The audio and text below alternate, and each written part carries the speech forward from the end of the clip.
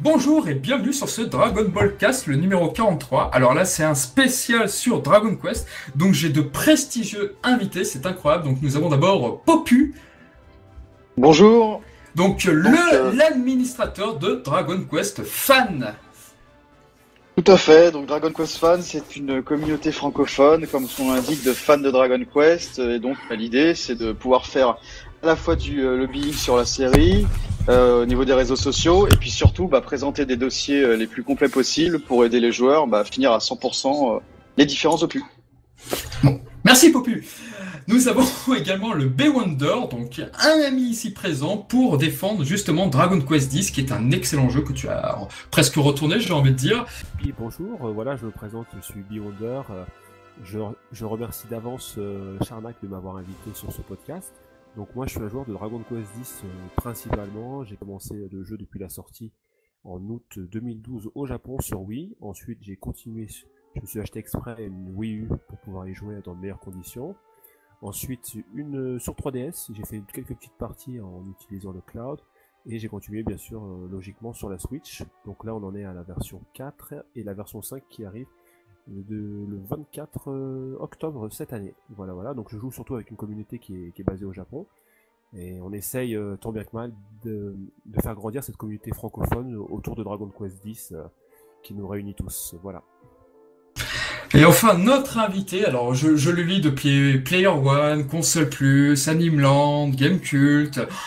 Il a tout fait, maintenant il est sur After Eight, il est sur Super Ciné Battle, sur MDR, enfin, la passion est là, je crois, chez cet homme, il est Daniel Andreev. Bonjour tout le monde, merci, c'est gentil de me faire sentir vieux d'un coup, puisque Player One, techniquement, s'est arrêté il y a 20 piges. Ah ouais, non, c'est pas n'importe quoi, c'est la moitié de ma life. Et je remarque avec nostalgie que j'ai jamais eu le temps de faire un test sur Dragon Quest, puisqu'à l'époque Dragon Quest 7 devait sortir et il était retardé constamment, et finalement le magazine est presque mort avant, quoi. Enfin, j'ai pas l'impression d'avoir testé Dragon Quest 7 à l'époque. Ouais, malheureusement, je sais que Greg aussi voulait le tester, mais a priori AHL ou les autres ne voulaient pas parce que ça n'intéressait pas grand monde, hélas. Oui, évidemment. Non, mais ça, c'est le vieil argument tout pourri. À cette époque-là, puisqu'on est dans les anecdotes, et puisque de tous les trucs que j'ai fait, tu vas pas mentionner Gaijin Dash. Gaijin Dash, ce qui est rigolo, c'est que on remémore de nos anecdotes, et on se côtoyait à l'époque déjà beaucoup avec Greg. Et à un moment, je lui dis, en 98, 89, je lui dis, tu sais quoi, il y a un truc qu'il faut vraiment développer, c'est Internet. Parce qu'il commence à avoir de plus en plus de jeux, plus en plus de gens présents sur la net. Il y a quand même une activité, il y a du retour. Je pense que c'est vraiment vers ça que l'avenir s'oriente. Et on parle de 99. Hein. Et là, Greg me fait, oh, tu sais, Internet, c'est juste 5% de nos lecteurs. Et c'est ce moment-là où j'ai senti qu'un jour, il y aurait une bascule et qu'il y aurait plus de gens abonnés à Internet que de lecteurs de Joypad. Et oui, en fait, c'est presque l'ironie de l'époque, quoi. C'est que on te faisait croire que, ah bah ouais, non, mais ça n'intéresse personne. Et puis un jour, tu sais, Puyo, il a fait le même entrisme sur Ikaruga en disant, non, il faut qu'on en parle. C'est sur GameCube au Japon et tout, et les gens le disaient non, mais tout le monde s'en fiche d'Ikaruga. Et finalement, c'était un des articles les plus lus de tout Gamecult cette année-là. Donc, en fait, ça paye aussi de faire des jeux, ce qu'on appelle des jeux de niche, ou de faire alors, on peut qualifier ça d'élitisme, ou même de posture, mais en même temps, ça intéresse les gens, ça m'intéresse moi, ça intéresse Greg, ça intéresse Puyo, et donc on part toujours du point de vue que ce qui nous intéresse, nous, a un potentiel pour intéresser les gens, quoi. Voilà. Et c'est aussi pour ça que Dragon Quest, finalement, je me suis dit, si ça m'intéresse, peut-être ça intéressera d'autres gens. Exactement. Et très bon livre que tu as rédigé, donc La légende de Dragon Quest, création, yes. Univers, décryptage. On va revenir dans ce podcast parce que il y a des anecdotes tellement folles à l'intérieur et tout. C'est que j'ai essayé de faire un portrait de certaines personnes, et Dragon Quest, c'est avant tout un portrait de personnage, en fait. Alors que si tu regardes, par exemple, je vais beaucoup utiliser le référent Final Fantasy. Final Fantasy, c'est surtout une idée, un concept par épisode. C'est parfois des artistes spécifiques par épisode. Dragon Quest, c'est toujours les mêmes gens. Et c'est énormément de leur personnalité. Yuji Horii, c'est à la fois son goût pour les histoires assez simples, mais tout du moins en surface, et aussi pour un certain humour un peu crapuleux des années 80, je dirais. Et Tsukiyama, c'est une ritournelle, c'est un savoir-faire vraiment de la petite mélodie, et qui colle, hein, parce qu'aujourd'hui, tu peux pas faire un Dragon Quest sans le thème d'ouverture, parce que les gens trouveraient ça trop bizarre. Même si ça agace des gens, c'est le thème d'ouverture de Dragon Quest, et tu peux pas faire Dragon Quest sans ces gens-là. Mais si tu veux parler de ces gens-là, il faut parler aussi de d'où ils viennent et de qui ils sont, en fait. Parce que ça définit exactement ce que va devenir Dragon Quest. Pour prendre l'exemple de Yuji Horii, il est né sur une île, et c'est pas un truc anodin, parce que naître sur une île, ça te donne d'autres aspirations de vie, et ça donne aussi un goût de l'aventure, un goût de la découverte, parce que t'as un contact direct avec les insectes, avec les plantes, avec la mer, donc c'est des choses qui sont pas communes pour tous les gens qui habitent le Japon, en fait, puis qu'il y a un pays ultra citadin, donc ça donne une espèce d'aspiration d'aventure, et au fond de lui, ça lui a donné cette envie de raconter des aventures. Au fond de lui, il voulait être un mangaka. Je comprends. Mais par rapport à ce que tu disais sur Dragon Quest, sur Ori, on peut dire que le Dragon Quest 7 est peut-être l'un des jeux les plus personnels de l'auteur qui peut finalement. Ah, vis-à-vis des îles. Oui, il y a beaucoup de chances que ça soit ça. Alors après, évidemment, lui te dira que ses épisodes préférés, c'est le 3 et le 5. Parce que le 3, c'est celui du plus gros succès, c'est celui où Dragon Quest est devenu un phénomène de société. Et le 5, c'est parce que c'est le plus populaire, c'est sans doute le plus habilement écrit, et en plus, il fait référence à des choses assez importantes dans le monde du jeu vidéo, c'est-à-dire la généalogie. Genre, tu vois, par exemple, je prends un exemple comme... je vais prendre des exemples dans d'autres RPG. Hein. Phantasy Star 3, c'est le moins réussi, vraiment. Genre, il est moins beau, il est moins bien écrit, enfin, il est moins... il est assez plan-plan, il y a plein de défauts, mais il y a une histoire de généalogie qui sauve complètement le jeu et qui fait que les gens, pour que les gens, ce jeu-là est resté dans les mémoires. Et Dragon Quest V est resté dans les mémoires parce que il parle un peu d'une histoire de héros et dans laquelle il est facile de s'identifier et à qui il arrive vraiment des merdes. Et ça, c'est un truc qui arrivait pas vraiment dans le monde du RPG avant. Que tu prennes les références genre Ultima, il arrive pas de merde à l'Avatar, je veux dire. Quand tu prends même les autres Final Fantasy, quand il y a des merdes, quand les mecs ils meurent dans Final Fantasy 4, bah ils ressuscitent à la fin, tu vois. C'est toutes les merdes très passagères, quoi. Et là, il y a vraiment un truc de sa vie est mise en danger à chaque fois. Il y a quelque chose de très troublant, après je vais peut-être laisser parler Popu et Bewonder, mais il y a quelque chose de très troublant sur Dragon Quest V, c'est quand on regarde sa date de sortie, quand on regarde les dates de parution des chapitres Dragon Ball. Je trouve que, je sais pas si Toriyama s'est inspiré de Dragon Quest V, mais la passation père-fils colle merveilleusement avec ce qui va se passer dans Dragon Ball un petit peu plus tard, qui était en plein cell game à l'époque. Déjà, le fils du héros ressemble beaucoup à Sangwan. Bon, il y a ça, mais déjà, la passation entre le père, moi je vais peut-être pas spoiler, mais voilà, et le héros qui reprend la relève, pour moi il y a une inspiration évidente avec Dragon Ball, enfin j'ai l'impression que Dragon Ball reprend quelques éléments de Dragon Quest V par rapport à cet opus, ouais. Bah, il y a toujours eu un parallèle à faire dans la vie de Toriyama et de Dragon Quest, c'est-à-dire dans Dragon Quest, ils se sont mis à faire des tournois de monstres, alors que bon, c'est parce qu'il y avait des tournois dans Dragon Ball. Enfin, il y a plein de choses des espèces d'échanges malicieux, on va dire, entre les influences. Toriyama, il est pas bête aussi, il recycle énormément d'idées. Au fur et à mesure, il dit « Ah, ça a bien fonctionné ici, ça va bien fonctionner là ». Et c'était dans son humeur du moment de faire grandir Sangoku, même s'il y a eu à l'époque des protestations, puisque les gens ils disaient « Ah non, mais ça va trahir l'esprit du manga ». Et là, c'est devenu complètement autre chose. Et le fait que dans Dragon Quest, il fasse la même chose, oui, c'est pas anodin, mais après, c'est quelque chose sur lequel il s'exprime pas, puisque Toriyama est quand même quelqu'un de secret, et ça reste libre de toute interprétation de notre part. Si on l'a vécu en ce moment-là, c'est-à-dire au moment de sortie de Dragon Quest, et en même temps de, tout d'un coup, Dragon Ball qui change, et tout d'un coup, il y a le garçon du futur qui revient, qui est aussi un élément dans Dragon Quest V, oui, c'est pas anodin, mais après, seul Toriyama le sait, et sans doute, il ne répondra jamais. Ouais, malheureusement, l'étape du Time Tool et les Shenlong Time, là, qui avaient été traduits à l'époque, ouais, c'est vrai que on aimerait bien en avoir d'autres maintenant. Et bah, peut-être pour passer à Popu, bah, déjà, on va parler vite fait de Dragon Quest 11 quand même, parce que c'est de l'actualité, c'est le jeu sur Switch du moment. Qu'est-ce que t'en as pensé, Popu, toi, du dernier Dragon Quest? Bah, écoutez, moi, je pense que c'est un excellent Dragon Quest. Comme je disais tout à l'heure, on commence la session. Objectivement parlant, c'est le plus complet. Il y a énormément de quêtes annexes. Les personnages sont très bien travaillés. On retrouve un scénario avec beaucoup de rythme. Donc, ce que j'ai beaucoup aimé dans le scénario, c'est qu'on peut vraiment passer du rire aux larmes, mais au sens propre. Hein. Moi, je me suis vraiment marré devant le jeu, comme j'ai pu avoir les larmichettes. Des très bons cliffhangers auxquels je m'attendais pas du tout. Donc c'est difficile en fait de s'ennuyer devant Dragon Quest 11, là où certains épisodes peuvent avoir des problèmes de reach. Je pense par exemple au 7.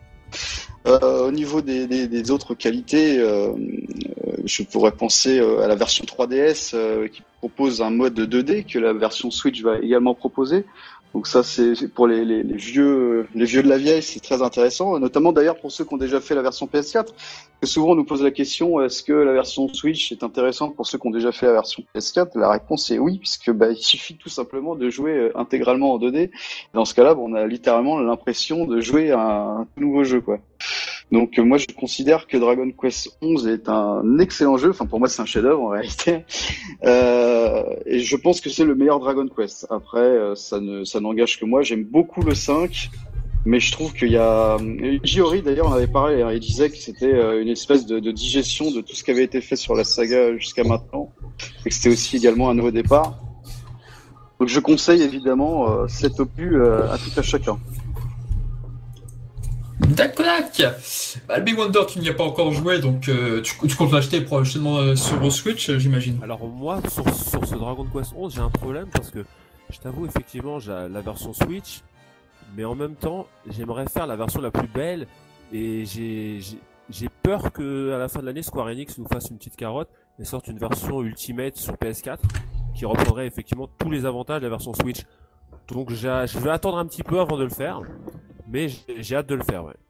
Je parierais pas là-dessus personnellement. Je parierais pas qu'il y ait une version ultime PS4, dans le sens où tu sens que Dragon Quest 11 sur Switch, et en plus, juste au moment où il y a le personnage du héros qui apparaît dans Smash Bros, tu sens que c'est quand même le fruit d'une grosse association.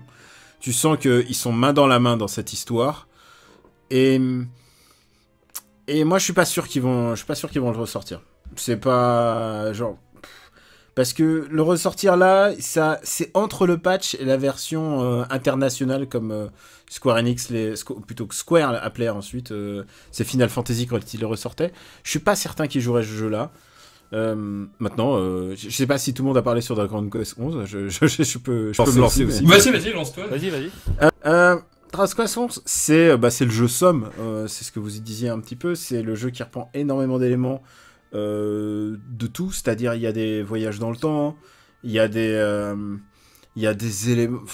Il y a l'élément de la destinée aussi qui revient quand même. C'est une réécriture quand même de Moïse quand même. Littéralement, le héros il est trouvé il est dans la rivière. Enfin, il est récupéré dans une rivière et il est élevé par des gens qui lui veulent que du bien. Il y a énormément d'éléments qui m'ont vraiment plu pour avoir fait tout le endgame et plusieurs fois, puisque figurez-vous avec ce bouquin il a fallu que je fasse ça.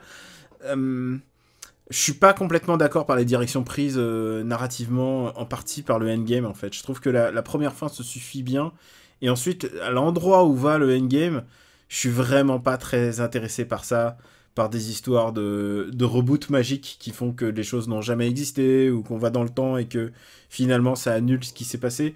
Je suis pas très client là-dessus. Maintenant, pour moi, la version ultime, en fait, c'est quelle est la version qui est la plus confortable à jouer, en fait. C'est juste pour rassurer Beyonder, en fait. Si vraiment ton pied, c'est de jouer dans ton lit, la version Switch est faite pour toi, en fait. Il y a aucune ambiguïté là-dessus. Si tu veux jouer sur ta télé, peut-être que oui, la version PS4 sera plus jolie. Maintenant, l'idée de refaire le jeu en 2D, parce que j'ai fait principalement le jeu sur 3DS, c'était ma version de base, parce que la version 3DS proposait la version 2D, et aussi une version qui n'existe plus aujourd'hui, c'est la version 3D de la 3DS.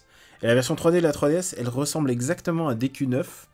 Je sais pas si vous avez fait Q9, mais c'est quand même une 3D très très élégante, et surtout, c'est une 3D très caractéristique de l'époque.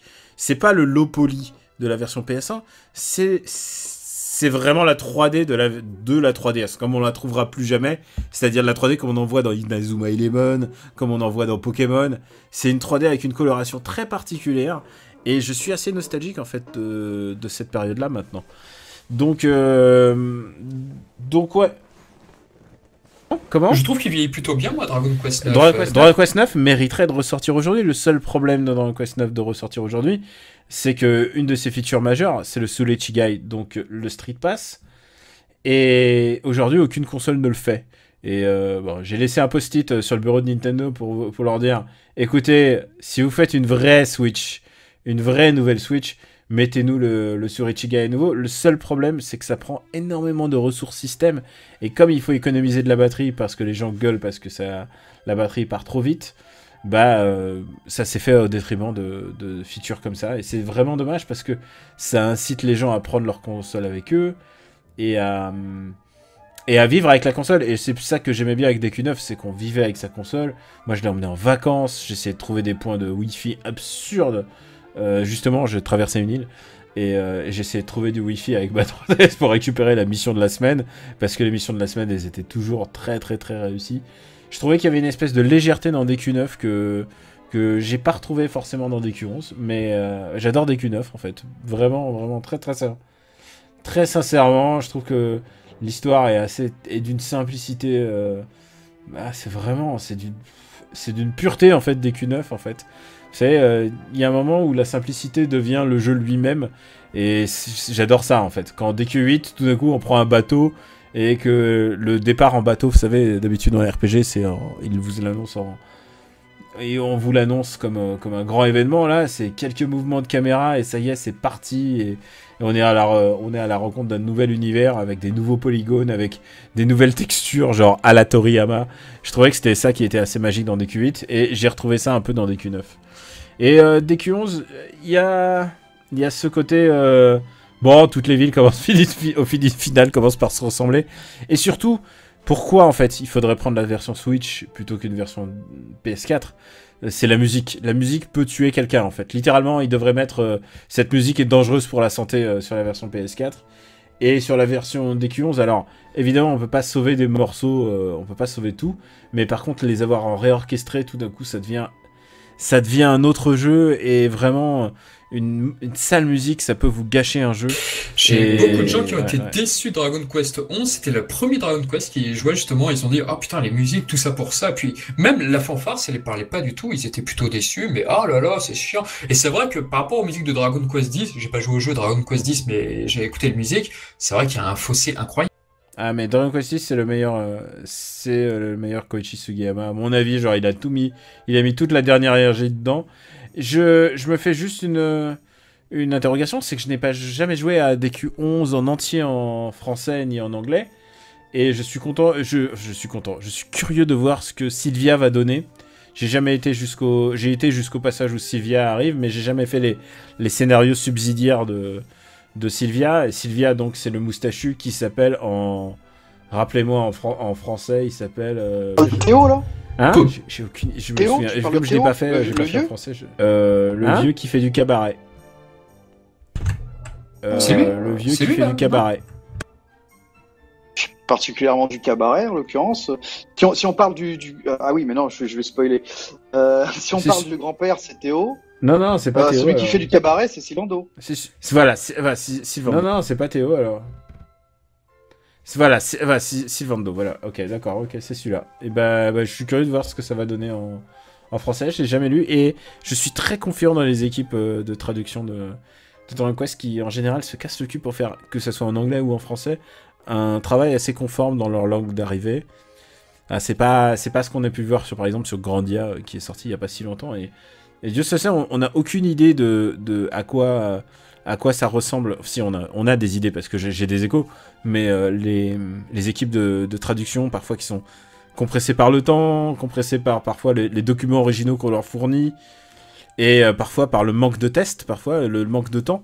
Donc du coup, je me demande ce que ça va donner. Et avec, en général, avec Dragon Quest, vu que Dragon Quest 11, la trad était déjà faite, je suis curieux de me le refaire en français, quoi.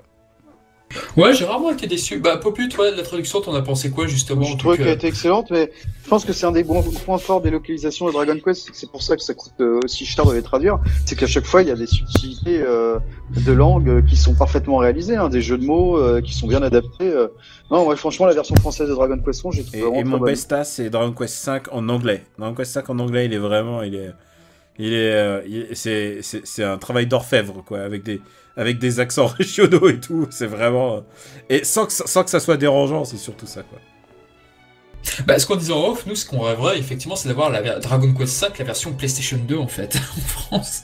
Mais bon, ça n'arrivera jamais. Non, mais elle était ça... magnifique, cette version, ils nous a qui est un tous peu fait rêver. la ultimate version de DQ5. Ah, mais complètement. Ouais.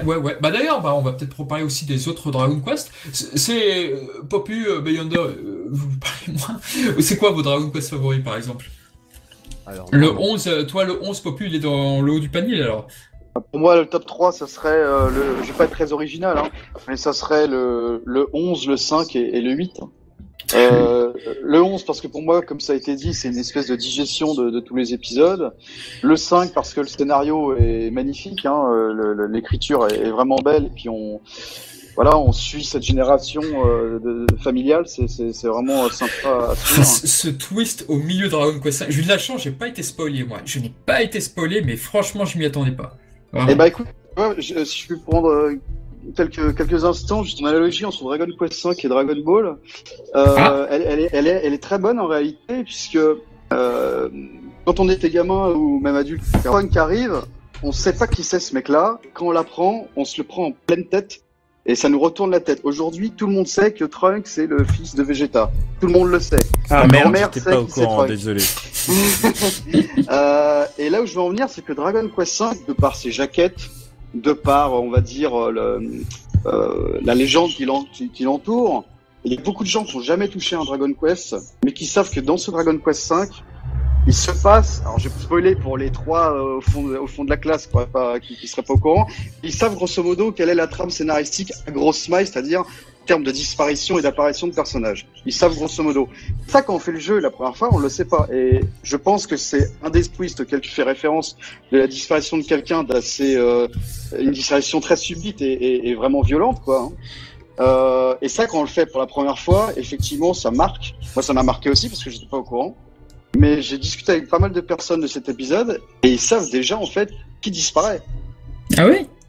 Ah oui. Sans avoir joué au jeu. Sans avoir joué, non, parce que de fil en aiguille, il y a des de jeux vidéo sur certains sites où cette partie est spoilée. Ouais, j'imagine bien. Donc, effectivement, ça cache un peu le truc. Et pour finir sur mon top 3, le 8, tout simplement, parce que c'est comme ça que j'ai découvert la série, en tout cas en termes de jeux vidéo. Ouais. Voilà, ça a été une révélation pour moi. Aussi bien musicalement que graphiquement, que scénaristiquement, j'ai tout apprécié. À tel point que le 8, quand il est ressorti sur 3DS en français, quand j'ai vu que les menus ce n'étaient pas ceux de la PS2, les menus remaniés, j'étais un petit peu déçu. En plus des musiques, bien évidemment. Ouais, effectivement, c'était. Il y a eu des ajouts. Il y avait ce qui s'appelait les quêtes photographiques de Rémi, donc c'était une quête de longue haleine.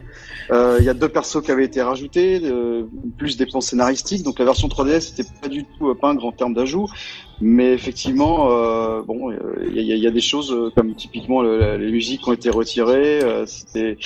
Ils auraient pu aller un peu plus loin parce que c'est vrai que la version occidentale, c'était pas. C'était un peu décevant.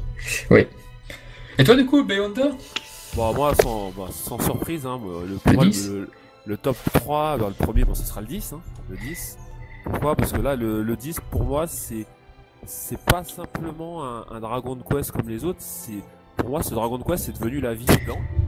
Le jeu, je le vis, quoi. Je le vis. Et je sais pas quand ça va s'arrêter. Et je pense aussi ce qu'ils ont fait, ça regroupe un peu le meilleur de tout ce qu'il peut y avoir dans Dragon Quest, en fait. T'as tout concernant le système de jeu, les personnages, l'histoire. Voilà, pour moi, il y a pas mieux que ce Dragon Quest dans tout ce qu'ils ont fait. Ensuite, dans le top 2, alors je pense que tout le monde sera pas d'accord pour moi. Moi, je mettrais Dragon Quest 7, la version 3DS.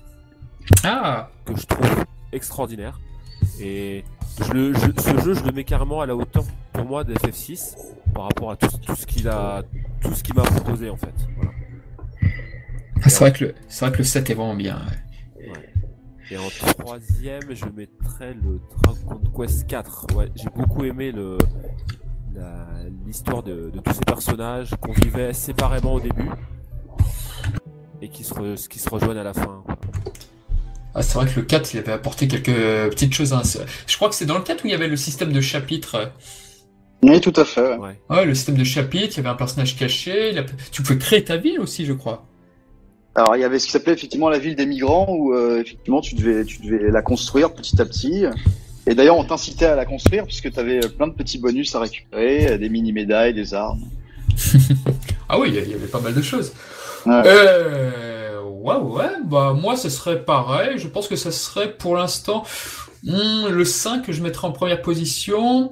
J'aime beaucoup le 7. J'aime beaucoup le 7, c'est vrai. Je l'ai pas encore terminé malheureusement parce que ma partie, voilà, j'avais perdu ma cartouche, mais il est très long, mais je l'aime beaucoup. Le 8, non, je mettrai le 9 après. Je mettrai le 9. Le 9, je suis obligé de le cacher, j'ai mis combien? 200 heures à le faire, enfin. J'ai passé presque 200 heures et qu'est-ce qu'il est long. Mais les grottes et tout. Et puis avec l'espèce de train qui me faisait passer au Galaxy Express et tout, enfin peut-être même que c'était un hommage au Galaxy Express, je ne sais pas. Mais non, il était top le 9. Non, vraiment, Bah, tu retrouves le train dans le 10 aussi, tu retrouves le train. Ah, le 10, il est aussi dans le train? Ouais, c'est pour ça que beaucoup de gens pensaient que ça allait être la trilogie du train, mais en fait, il n'y a pas de train dans des ça. Ah merde. Ouh. Et toi, bah du coup, Daniel, t'es du cul favori? 5, évidemment, 5, parce que c'était mon gros choc, surtout que je l'ai découvert jeune, j'ai découvert en apprenant le japonais, j'ai m'étais acheté les guidebooks à Junku pour être sûr d'essayer de comprendre, parce que c'était pas évident, hein. Il y avait des trucs assez pointus, parce que, vous savez, les générations 8 bits, on nous mâchait pas le travail, en fait. Quand il fallait toucher un pixel en particulier, ou un carré en particulier, il fallait faire celui-là et pas un autre. Donc c'était une autre paire de manches. En plus, bah, j'apprenais la langue dessus. Et du coup, je me suis pris non seulement à l'apprentissage de la langue, mais en plus, bah, le scénario de DQ5 qui me parle. Évidemment, des histoires de génération, ça nous parle un peu à tous. C'est vraiment le liant facile presque de notre société. Et ça marche pour toutes les périodes, ça marche pour tous les pays. Donc DQ5 en premier. Maintenant, faire un classement Dragon Quest pour moi c'est un peu hasardeux parce que je les aime tous un peu de différentes manières. Pour moi, je dirais que déjà pour moi, s'il fallait faire un combo, en deuxième place je mettrais DQ9 10 en fait. C'est que pour moi c'est un peu le DQ9, DQ9 ressemble à ce que va devenir 10 en fait. Et ils ont fait tellement d'expérience dans DQ9 en termes de gameplay qu'ils se sont dit ah ok en fait on pourrait le faire dans DQ10 et donc pour moi le DQ9 est presque le prélude de DQ10, mais quel prélude quoi en fait, c'est un jeu sur lequel on peut passer des centaines d'heures et des milliers d'heures et ensuite retrouver un peu la même cohérence d'aventure dans DQ10, c'est-à-dire le héros n'a presque plus d'importance. En fait, toute l'histoire se déroule dans le monde dans lequel on est entouré. À chaque village, ça c'est le propre de Dragon Quest, chaque village devient une épreuve ou une énigme ou un défi. Et plus on te rajoute de villages de défis, tout d'un coup ça devient à chaque fois des épreuves différentes et c'est vraiment passionnant.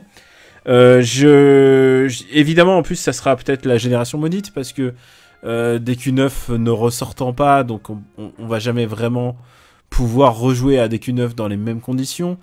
DQ10 c'est pareil, c'est-à-dire le jour où le service va s'arrêter, et que va-t-il en rester? Des beaux souvenirs pour les joueurs qui auront des trucs à raconter, et j'en fais partie parce que là je me suis replongé hardcore sur DQ10, j'ai dû sans doute passer 7 heures hier, ce qui n'est pas très sain, je le concède facilement, et en fait chacun des Dragon Quest m'a apporté quelque chose d'autre en fait. DQ4 en fait, moi ce que j'aime bien DQ4 parce qu'il y a la versatilité des personnages, mais j'adore DQ7 parce qu'il y a un twist low-key comme j'en dis, c'est-à-dire c'est un twist qui ne s'annonce pas quoi. C'est pas genre on a tué Aerith, non, c'est un c'est un twist presque. Ah, qu'est-ce qui se passe? Ah, il s'est passé ça, et en fait, tout d'un coup, il y a la disparition d'un certain personnage, et en fait, ça devient un événement majeur du jeu, et en fait, que l'événement majeur du jeu, ce soit quelqu'un qui prenne la porte, c'est très bizarre, en fait. C'est un twist comme il pourrait en avoir dans la vie, genre, tout d'un coup, quelqu'un qui vous voit, et un pote qui vous voit, et qui vous dit, bon, écoute, je pars voyager, et tu le revois jamais. Et ça devait être un événement marquant de ta vie, parce que tout d'un coup, tu vois plus ton pote, tout d'un coup, t'as plus de contact avec lui. Et c'est ça aussi qui, bon, aujourd'hui avec Internet, ce serait un peu différent. Mais voilà, c'est un truc très très radical. Donc peut-être que DQ7 serait mon épisode préféré après DQ9 et 10. Complètement. Ah non, mais moi, Dragon Quest 7, ça arrive quoi, la 10e heure, 15e heure, ça, mais ça m'avait vraiment bouleversé et j'étais pas prêt. Il a trouvé une femme, il a trouvé surtout une raison d'être. C'est-à-dire, quand même, c'était un prince. Quand on commence le jeu, en général, on est toujours le prince. Et là, en l'occurrence, non. Le héros, c'est le palefrenier, et le prince, c'est celui qui se la pète, mais le prince, tout d'un coup, va découvrir qu'il y a autre chose que sa condition de prince, sa condition de pote du héros et tout ça, et qui va non seulement épouser la cause de cette femme, mais il va épouser complètement la cause de ce peuple, en fait. De ce peuple tout entier, et il va choisir de rester avec eux. Et je trouvais ça assez bien vu, genre... Final Fantasy, par exemple, oserait pas un truc comme ça. Oserait pas, genre, parce qu'il y a trop de commerce à se faire autour des personnages de... Oh, finesse, quelle tragédie. Non, mais c'est vrai, j'ai été très touché par ça, ouais. Mm. C'est vraiment très différent de Dragon Quest V, ou Dragon Quest V, je m'y attendais pas, mais je faisais, waouh, ouais. Le temps qu'on le booste, le temps qu'on lui donne plein de bonnes armes, et il fait bye bye les gars. Même s'il est un peu linéaire, même si sur la version PlayStation 1, bah effectivement le premier combat n'arrive que quoi, 2-3 heures, et, enfin il faut s'accrocher. Il faut de la patience, hein. Ouais, il faut s'accrocher. Il y a... J'ai failli décrocher sur certains villages à certains moments là. Putain, ouais, c'est vrai que c'est... C'était redondant. Mais bon. Ouais, mais ça fait partie de l'épreuve, je pense. Ouais. C'est ça. Sans parler de sa durée de vie, je pense, Popu, tu peux nous le confirmer, je crois que c'est le Dragon Quest le plus long. Oui, effectivement. En fait, quand je vous écoute, je me dis que ce Dragon Quest, il faut le mériter, entre guillemets. Sans parler que les musiques du 7, moi, je les aime beaucoup, les musiques de Sugiyama. Elles sont sur cet opus-là. C'est peut-être l'un de mes opus préférés en niveau musical. Sur la version 3DS Jap, je crois que c'est la seule version où t'as les musiques réorchestrées, en fait, non? La version 3DS française, non, par contre. Ouais, c'est ça. Ouais, effectivement. Ouais, ils ont... Tout ça, c'est des deals de maison de disques. Hein. Ils appellent Sugiyama, et Sugiyama, il fait voilà ce que je peux vous faire, et voilà votre prix. Combien c'est votre prix? Bah voilà, je vous aurai ça. C'est un des rares cas où ça se joue comme ça dans l'industrie japonaise, mais faut voir aussi que Dragon Quest a modifié l'industrie, puisque avant Toriyama, on créditait pas vraiment les chara designers. Ouais. Ils étaient considérés comme des artistes en tant que tels. Yuji Horii a son nom au début de tous les jeux qu'il produit, tous sans aucune exception, alors que Shigeru Miyamoto n'a son nom devant aucun jeu qu'il a jamais produit. Yuji Horii, ça c'est une anecdote du bouquin, je me permets, c'est le seul game designer au monde à avoir son monument quelque part au Japon. C'est dingue. Il est sur Awaji, l'île dont il est originaire. D'accord. Ok. Oh, tu vas faire un tour là-bas, le Bay Wonder, je sens. Ah, mais si vous allez voir, vous avez une belle stèle avec une épée et un bouclier, un scribe. C'est génial. Il y avait une autre anecdote qui était géniale aussi dans ce livre, c'est-à-dire qu'en fait, généralement, on mettait des pseudonymes pour cacher, pour éviter tous les débauchages sur tels artistes et tout. Mais non, Akira Toriyama était nommé tel quel. Il n'y avait pas de pseudonyme, quoi que ce soit. Et ça aussi, c'était une grande première. Enfin, il y a différentes versions parce qu'en fait, il y a aussi, faut pas oublier qu'il y a les versions US et les versions US parfois prennent de grandes légèretés sur les pseudonymes. Il y a des variations de noms dans les staffs de Final Fantasy, du 4 au 2, il y a des changements de noms. Donc, il faut toujours prendre avec des pincettes le fait que les gens n'étaient... Quoi qu'il arrive, les gens étaient moins bien traités avant, hein, en termes de respect créatif. Et encore, on le voit aujourd'hui, puisque maintenant, il y a des gens qui sont carrément effacés des staffs, parce que le temps du remake, ou voilà, ce genre de choses. Donc, le respect des développeurs et des créateurs est toujours un sujet à caution. Mais chez Square Enix, ou plutôt chez Enix à l'époque, c'était une autre salade. D'abord, ils ont engagé quand même des artistes reconnus avant. Toriyama, il était sur un manga qui s'appelait Dr. Slump, qui marchait très très bien, qui l'épuisait et qui s'est dit bah écoutez un jour je vais faire une pause et je vais vous faire un petit manga de kung-fu et puis après je refais ma pause. Ça s'est pas passé comme prévu. Mais c'était au moment d'Aral, au moment de Dr Slump, il était déjà une méga star. C'était vraiment une star déjà. Sugiyama, c'était déjà un gros nom de la musique. Il a fait la musique d'Ideon. Il a fait, enfin vraiment, c'était un musicien officiel de la NHK. Donc c'était le mec à qui on faisait appel pour les trucs officiels de la chaîne. C'était vraiment pas n'importe qui. C'était un grand compositeur. Et Yuji Horii, c'était presque le plus mineur parce que Yuji Horii, c'était c'est difficile de comparer parce qu'on n'a pas d'éléments de comparaison à ce niveau-là, quoi. C'était un mec qui travaillotait un petit peu dans le manga, mais surtout qui écrivait des articles sur les jeux vidéo, en fait. Avant de devenir game designer, il écrivait dans l'ancêtre de Famitsu, en fait. Et d'ailleurs, connivence oblige, genre aujourd'hui ça serait pas possible, hein. Le mec qui écrivait des articles sur les jeux vidéo et il a parlé de ses propres jeux à un moment. C'est pas possible, mais c'était une autre époque et surtout il parlait de jeux mineurs parce que quand il a fait Love Match Tennis, qui est c'est un jeu de tennis qu'il a programmé tout seul et qui a gagné un prix qui a fait qu'il a rencontré ensuite celui qui va développer Dragon Quest. Il faisait tout seul, il a appris le codage en vacances et il s'est dit bah voilà je vais faire mon jeu de tennis et ensuite je vais faire mon jeu d'aventure textuelle qui a marqué d'ailleurs son époque. C'est des créatifs quand ils sont embauchés pour faire cette œuvre là, c'est des créatifs et il y arrive aussi à un truc incroyable, c'est que Toriyama est prêté par la Shueisha, il est vraiment prêté mais sans autre condition pour garder le copyright en fait. Et ça c'était vraiment un enjeu. Aujourd'hui ça serait plus possible parce que tout le monde dirait ah non attendez il y a du pognon à se faire. Et non il y a vraiment un truc qui s'est passé à ce moment-là de coup de chance en fait entre les artistes rencontrés, protégés par leur éditeur, protégés par Toriyama qui est l'éditeur de Dragon Ball. L'éditeur de Toriyama, c'est un mec qui a énormément de cartons à son actif. Énormément réussi en créant le V-Jump derrière aussi. Il a dans tout ça, ce mec a vu un coup de génie pour plein de choses. Mais il a protégé surtout Toriyama et surtout le fait qu'ils aient des copyrights identifiés à leur nom. Et c'est-à-dire que sans Toriyama aujourd'hui ou sans la structure de Toriyama plus tard, on ne peut pas faire de Dragon Quest, on ne peut pas faire de Dragon Quest sans la musique de Sugiyama, mais pour avoir la musique de Sugiyama, il faut repayer à chaque fois. C'est pour ça aussi que, par exemple, quand vous jouez à Dragon Quest aujourd'hui et que vous essayez de le streamer, il vous rappellera que, attention, tout ça est sujet aux plein de copyright et tout ça. Ils n'avaient pas prévu le streaming à l'époque. Mais voilà, c'est un monde assez particulier et c'est assez révolutionnaire qu'on fasse ça à l'époque.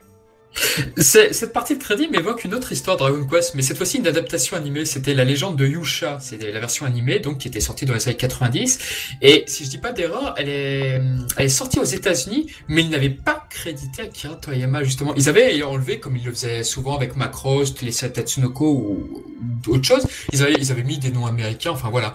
Et je crois que ça avait énormément gueulé au Japon, si mes sources sont bonnes. Et c'est pour ça que la série a vite été stoppée aux États-Unis. Pour une histoire de crédit. Tu veux dire de Abel Yusha en fait. Alors oui, alors c'est alors vous savez quoi, c'est des moments de copyright assez étonnants parce que il y a pas si longtemps j'ai retrouvé dans ma cave, je fais ma cave en ce moment, j'ai retrouvé la cassette de Fire Emblem, l'OAV. C'est un seul épisode qui existe. Ah, je me rappelle, sur les Fire Emblem, il y avait pas de fin là-dessus. Non, il y avait pas de fin, ils en ont fait qu'un épisode ou deux, je crois, mais c'était presque le proto pour donner aux gens d'envie de jouer à Fire Emblem et aussi peut-être de réutiliser les dessins animés à des fins marketing. Il y a eu clairement des soucis en termes de production de cette série. C'est pas resté comme un emblème majeur de la série en fait. C'est parce qu'il y avait certes les musiques de Sugiyama, il y avait Toriyama au design de base, hein, c'est-à-dire il a pas fait le design de la série elle-même. Il a été ce qu'on appelle un Kanchu, enfin un Genan plutôt, Genan qui est le supervisor.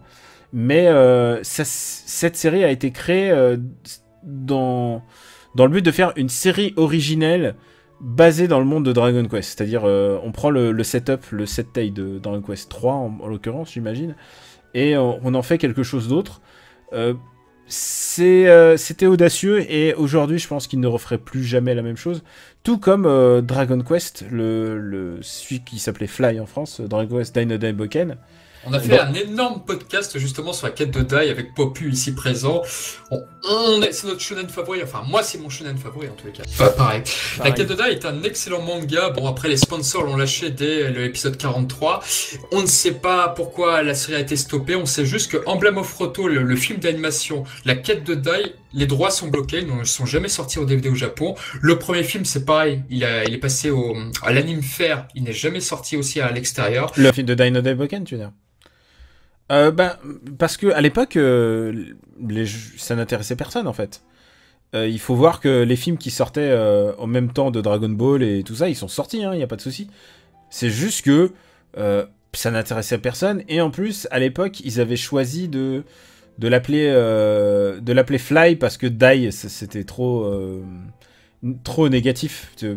Ça veut dire mourir. On lit régulièrement, et je me dis à chaque fois à quel point c'était affûté en fait.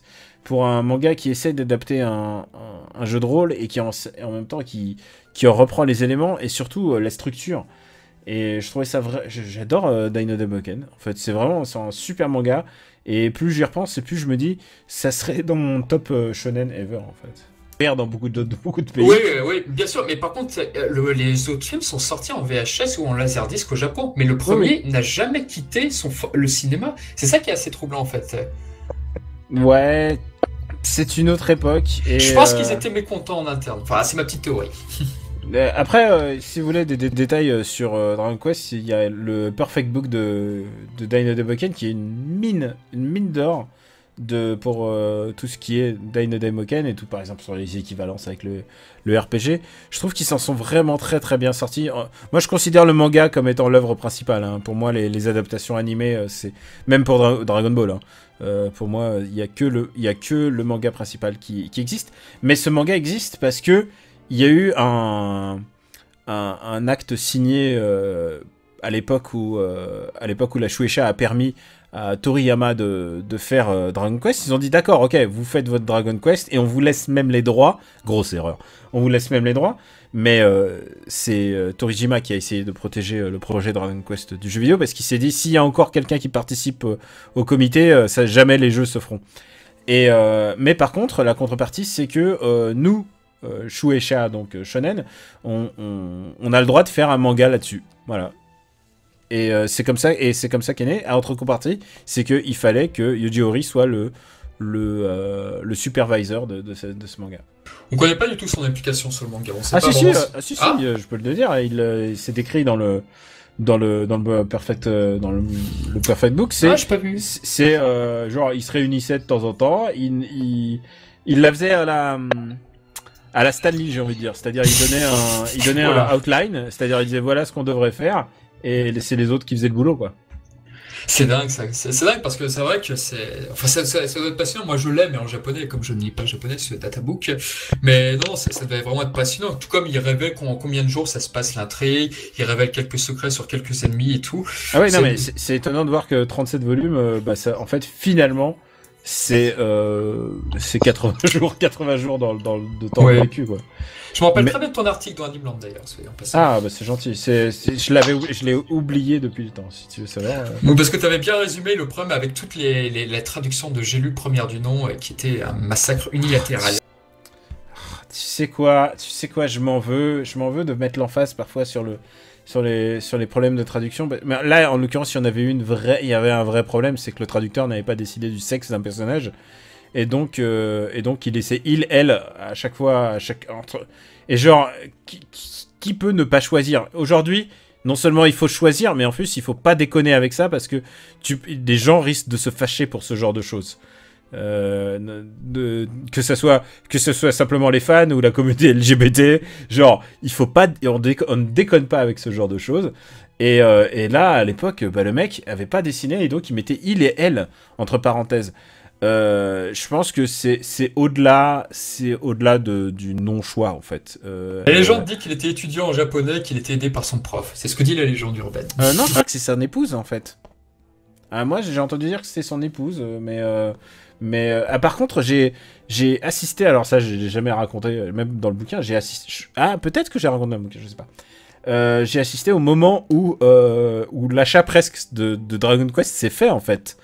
C'est qu'il y avait l'éditeur de J'ai lu, qui est un mec assez... je m'excuse, je n'ai plus son nom en tête, mais qui est le responsable de leur section manga. Il est allé à Junku, et je l'ai croisé à Junku, en fait, au moment où il était en train d'acheter les volumes, et il disait « Ah, on va faire ce manga !» Et ça. Et en plus, il avait une voix assez chaloupée, c'était assez rigolo. Il disait « Ça va s'appeler Fly !» Et... Oui, non, mais et du coup, il était extatique sur les mangas qu'ils ont proposés. Vous savez quoi? Il faut aussi accepter que le temps a fait son affaire et que c'est aussi cette traduction a été, et cette version-là, parce que les papiers étaient dégueulasses, le format était pas très intéressant et tout.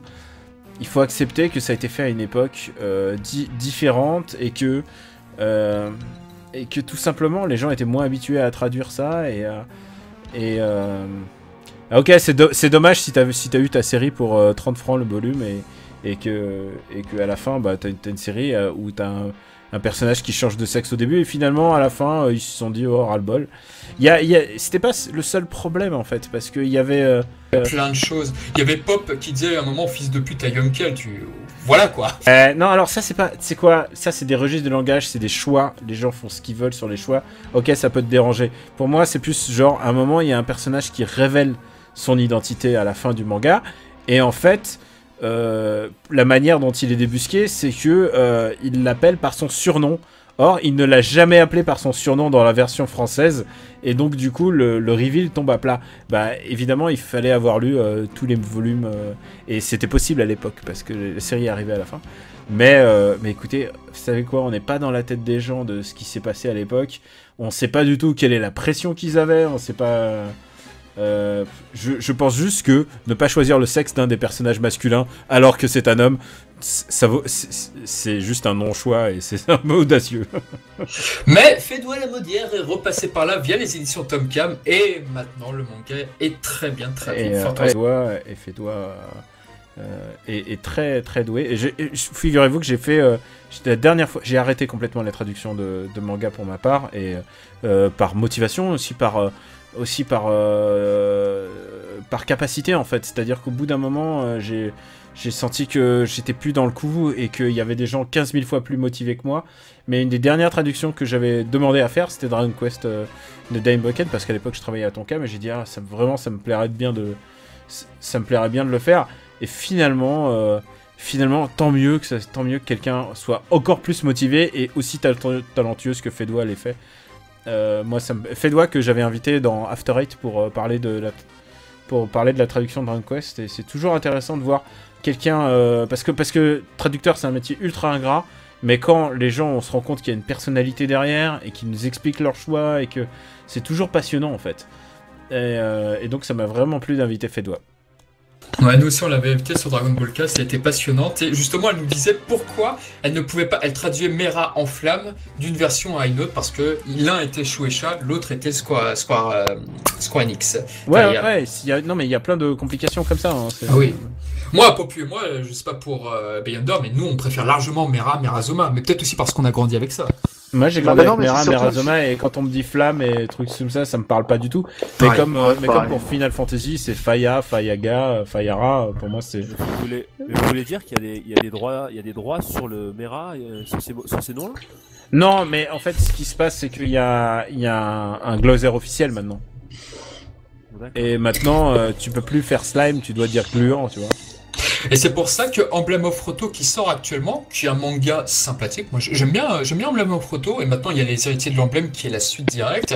Et malheureusement c'est effectivement la flamme, méga flamme et tout. Et J'aime pas du tout. Mais c'est vrai que pour Mais ils parler sont vite fait- contractuellement obligés, hein. Ouais, ils sont exactement. Et c'est pour ça que j'aime aussi moins Emblem of Photo par rapport à Dai, c'est-à-dire qu'il est beaucoup plus classique. Quand un personnage te dit par exemple que ah j'ai l'épée Falcon, je vais pouvoir taper 2 fois. Mais mec, t'es dans un manga, tu tapes autant de fois que tu veux. La référence du jeu vidéo, je la comprends, mais ça n'a pas de sens. Alors que Dai justement, voilà, t'as pas ça, t'as pas cette grosse fidélité. Ça reste organique. Mais par contre, Emblem of Photo est un cas vraiment particulier dans Dragon Quest parce que c'est un manga qui commence en étant shonen classique, vraiment, hein, c'est un shonen classique, et au fur et à mesure part dans une autre direction avec l'évolution de son auteur en fait. C'est-à-dire Fujiwara Kamui, un très bon pseudo. Fujiwara Kamui devient littéralement un auteur, c'est-à-dire il change de registre presque dans son art et dans sa manière de raconter. Au fur et à mesure, c'est comme si on commençait l'histoire avec Toriyama et Togashi et qu'on finit avec Mobius. L'écart est peut-être extrême, mais c'est juste pour expliquer la vie d'artiste de Fujiwara Kamui a complètement évolué entre le début de sa carrière et le début de la carrière qu'on connaît, c'est-à-dire Emblem of Photo en 91.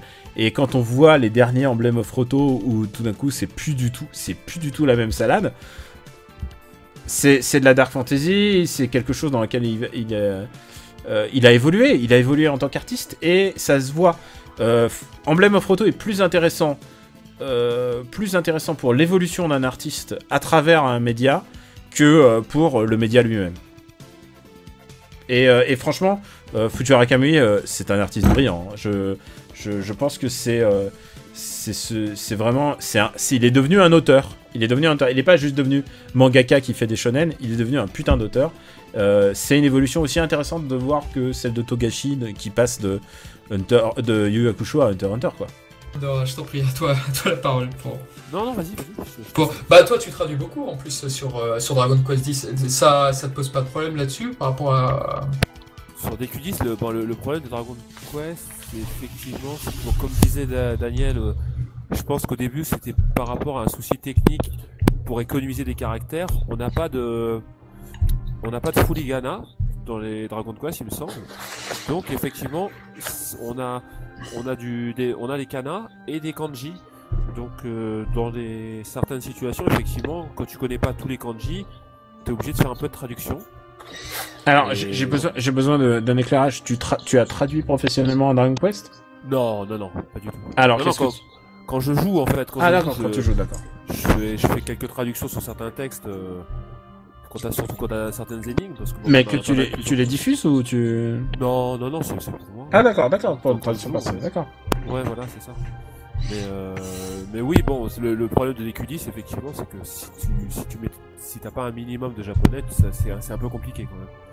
Ouais, alors, mais j'ai envie de te dire, c'est Dragon Quest moderne. C'est-à-dire, pour y jouer en ce moment, j'ai ma console à côté de moi, tu appuies sur X et tu as l'objectif qui s'affiche. Et si tu réappuies sur Y, tu as l'objectif où tu dois aller sur la carte. Et si tu réappuies sur A, c'est-à-dire le bouton validation, tu te téléportes à l'endroit prévu. Le boulot est vraiment pour rejouer à Dragon Quest X en ce moment. Par rapport, j'ai joué à la version vraiment vanilla Day One. Le jeu, il est fumé aujourd'hui. Enfin, genre, tu peux te téléporter n'importe où. Si t'as un pote qui peut se téléporter dans n'importe quel bled, il est super avancé. Tu utilises sa pierre de téléportation à lui. Ça n'a aucun sens. Enfin, ça n'a aucun rapport avec le Dragon Quest d'avant. Et aujourd'hui, c'est quand même beaucoup plus simple de se repérer. Évidemment, si tu te mets à Dragon Quest X, c'est que je suppose que tu as quand même un vague intérêt pour la langue japonaise, parce que sinon, est-ce que la seule version qui existe, c'est la chinoise et c'est la chinoise après? Alors écoute, en fait, moi je suis japonisant depuis un bon moment, parce que j'étais à Jussieu. Alors je crois que t'as été à Jussieu avec Greg aussi. Ouais, moi je suis un jussuiste. J'étais la génération avec... Ils se sont rencontrés. J'étais là où je connais au moins 2 traducteurs de Square Enix qui ont été à Jussieu. J'étais dans la même classe que Greg. J'étais dans la même classe qu'un de mes meilleurs amis qui s'appelle Ahmed Agne, qui est le président de la société qui s'appelle Kiun, qui édite justement Emblem of Photo. Donc non, j'étais dans une bonne génération. je veux dire, plusieurs de mes meilleurs amis viennent de cette année-là, et on se voit encore, et on se voit même avec les gens qui ont arrêté le japonais. C'était une très très bonne... en termes de réussite, c'est quand même une bonne promotion, je veux dire, entre le mec qui fait Kurokawa, le mec qui fait Kiun, et à côté, bon, moi j'ai écrit un bouquin, hein. j'ai juste fait un bouquin, et j'écris des articles sur Gamecult, et je fais des podcasts, quoi. C'est un peu plus modeste, mais on avait quand même on avait une bonne vista, je pense, cette année-là. À l'époque où tu étais avec Greg, bah nous on était vos senpai, nous. On était Tu étais dans la classe d'avant? Ouais, c'est ça. T'étais dans la classe, la promotion avant. T'étais en quelle année, rentré en quelle année? Ah, je me rappelle plus. J'ai plus les dates en tête. Parce que moi c'était ah non mais attends, tu dois s'en souvenir. T'as eu ton bac en quelle année? Ouais, je me rappelle pas, j'ai pas le. Bah, moi j'ai eu mon bac en 95, je suis rentré en 95. 95, c'est ton bac? Attends. Bien sûr, moi je rigole pas, hein. Moi je suis très calé sur la tour 34 de Jussieu, hein. C'est là où ça se passait. J'ai dû avoir mon bac il y a 30 ans, mais moi j'ai commencé le japonais parce que je faisais du droit en même temps. Ah d'accord, ok. J'ai bifurqué après. Ah, t'es vraiment plus âgé alors, ok, d'accord. Ouais, j'ai bifurqué. Désolé, hein, après, je voulais pas. J'ai bifurqué après sur Jussieu, et puis on a continué. Bon, effectivement, il y en a beaucoup qui ont arrêté, la plupart ont arrêté. Japonais. On avait une traductrice de City Hunter dans notre groupe. Je me rappelle plus de son nom, mais elle était assez balèze, hein, je me rappelle. Tout ça pour dire qu'effectivement, bon, BQD, moi j'y joue parce que je parle et j'écris le japonais. Voilà, mais il y a quand même des petits passages, et là, surtout dans les dernières versions où tu as des énigmes qui t'obligent à lire et à traduire, sinon tu sais pas quoi faire. Vraiment FAQ disponible et tout ça? Oh là là, je trouve pas, hein. En général, les énigmes, elles sont pas très compliquées. Par contre, je trouve que en termes de level design, plus on va dans les versions avancées, et plus le jeu devient un petit peu intéressant en fait, parce qu'au début, les premiers donjons, c'est genre t'appuies sur carré, enfin t'appuies sur Y, et du coup t'as la map de l'endroit, et t'as la map quoi. C'est-à-dire t'as pas besoin d'avancer plus loin, t'as la map, tu sais où tu vas. Alors que maintenant il y a des petites énigmes en fonction de est-ce que je prends tel ascenseur, je déclenche tel bidule et tel machin. Ils essayent de faire au fur et à mesure des versions, ils essayent que ça se passe un peu mieux quoi. Bah d'ailleurs, en parlant de ça, toi Popu, est-ce qu'il y a des épisodes auxquels tu as joué la première fois et puis finalement tu t'es dit c'est peut-être l'un des moins bons? C'est vrai que quand on a fait le top là tout à l'heure, on n'a pas parlé des 3 premiers épisodes. Moi j'avoue modestement, je les ai pas faits. Je sais juste que sur Dragon Quest 3, il y a la légende urbaine comme quoi le jeu s'est tellement bien vendu qu'il faut pas qu'il sorte tel truc. C'est une légende urbaine, donc il faut balayer d'ailleurs peut-être là-dessus. Tu peux nous en dire un peu plus, Popu? Oui, effectivement, donc, comme tu dis, il y a une légende qui consiste à dire que le gouvernement japonais aurait émis une loi en fait à ce qu'un Dragon Quest ne sorte en semaine suite à la sortie de Dragon Quest 3, qui pour le coup effectivement a marqué beaucoup d'absentéisme, mais oui, c'est du bullshit intégral. En fait, il y a juste eu une recommandation amicale de ne pas sortir un Dragon Quest en pleine semaine. Il me semble qu'effectivement, suite à cette discussion, ça sort maintenant, je crois que c'est le samedi, si je dis pas de bêtises. Mais oui, il faut balayer de Daniel aussi, c'était le samedi, oui. Il faut balayer cette rumeur d'un revers, mais ça a été largement repris pour ça. Faut voir aussi que c'est des accroches journalistiques faciles. Le jour où quelqu'un l'a sorti, un journaliste en Occident, tout le monde s'est empressé pour le redire, alors que non, il n'y a jamais eu de genre de circulaire Dragon Quest ou des trucs comme ça. Après, vous savez quoi, je vois des trucs effarants. Les gens prennent pour acquis des trucs qu'ils ont lus une fois sur internet et qui disent ok c'est ça, et ad vitam, genre je me souviens c'est un autre exemple mais assez récent, Ariane est décédée et le mec qui dit là là franchement c'est une honte parce qu'on avait les trucs de notre enfance et maintenant aujourd'hui ils ont Hanouna. Et comment pardonner à Ségolène Royal l'amendement qui mit fin au Club Dorothée. Genre Club Dorothée il n'y a jamais eu d'amendement qui a arrêté Club Dorothée. Il y a des gens qui croient qu'il y a eu une loi anti-Dorothée qui est passée. Non, c'est juste du forcing gouvernemental. Mais d'ailleurs il y a aussi une autre chose sur Dragon Quest, c'est le fait que Shinada aurait été j'aurais travaillé avec Akira Toriyama. Oui, c'est vrai, cette rumeur elle est très persistante, oui. Oui, on avait déjà discuté, alors qu'en fait, non, pas du tout. Effectivement, ils ont on peut voir que le trait évolue à peu près de la même façon, mais ça n'a jamais été l'assistant de Toriyama. Oui, ça c'est revient Matsumaya. souvent. Moi, tu vois, je demandais toujours, quand je faisais les séances de dédicace pour Dragon Quest, quel est ton Dragon Quest préféré? Et en général, c'est le 8 qui revenait le plus souvent parce que Ouais. c'est le premier contact, en fait. Là, en général, les gens en France, ils préfèrent FF7 parce que c'est leur premier FF7. Le mien, mon premier, c'était FF4, donc FF2 en US. Oh, moi j'ai honte, c'était Et- le Chevalier de Zodiac sur NES. Non, mais en général, tu es amoureux de ton premier contact avec quelque chose. Ah Mon oui. premier RPG, c'était Miracle Warrior sur Master System. C'était le choc de ma life. Ça, évidemment. Et ensuite, il y a Phantasy Star juste derrière. Non, mais Ouais. bon, j'ai l'impression de vivre des trucs inouïs, quoi. C'était à toute proportion gardée. C'était comme les gens qui découvrent les MMORPG aujourd'hui, qui se disent oh, putain, je peux combattre avec des mecs qui incarnent des elfes noirs niveau 67 depuis Dijon. Et tu vois, t'as l'impression de vivre des trucs extraordinaires. Alors que C'est finalement, clair, c'est clair. c'est pas si ouf. Mais voilà, enfin, on a tous des chocs et Ah oui, bien sûr. et le choc de la découverte et bon, c'est comme ton premier comics Batman, tu l'oublies pas, quoi. Et, Voilà. bah, je sais pas, Big Wonder par rapport à toi sur Dragon Quest là, c'était lequel ton tout premier, la toute première expérience? Ma toute première expérience de Dragon Quest, écoute. Mais en fait, j'ai jamais au début été fan de Dragon Quest à cause de la vue FPS des combats. Je suis totalement d'accord avec ça. La première fois que j'étais plus école FF, donc j'ai commencé à m'y mettre assez tard au Dragon Quest. Mon premier c'était le 4, ouais, le 4 que j'avais récupéré sur la PS1. Celui qui avait été refait avec le moteur du 7. Voilà, c'est celui-là. Ah, c'est vrai que moi, les premiers Dragon Quest, j'étais pareil. Le système de combat, j'étais totalement hermétique. Je sais pas pour toi, Popu, mais j'y arrivais pas. Pour moi, si tu voyais pas les personnages à l'écran, c'était pas possible. Je voulais pas laisser cette imagination faire le reste. J'y arrivais pas. Au Pourtant, départ, ça m'a fait pareil au départ. Moi, en fait, les premiers Dragon Quest que j'ai touché, c'était via émulation. Hein. Je fais pas de bon, ils ont tous acheté en j'ai- vrai maintenant, donc ça va. oui, tout à fait. Ouais. Donc la honte s'estompe, mais effectivement, j'avais commencé sur émulation et j'ai vite arrêté. Ensuite, j'avais commencé un jeu sur Saturn qui s'appelait Shining Zodiac où il y avait le même principe en fait de. Oui. Voilà. D'ailleurs, il y avait les Shining sur Mega Drive. Bon, bref.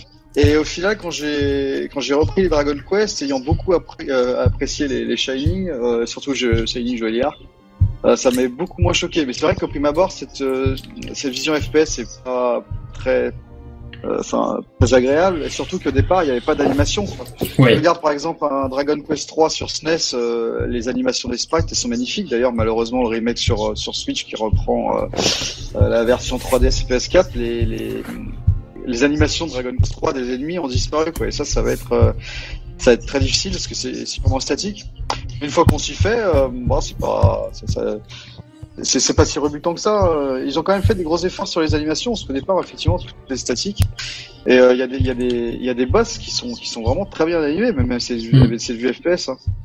Mais c'est vrai que c'est un frein. Je pense que c'est pas un hasard si typiquement dans Dragon Quest 11 que tu puisses bouger la caméra pendant les combats, etc. C'est pas anodin. Hein.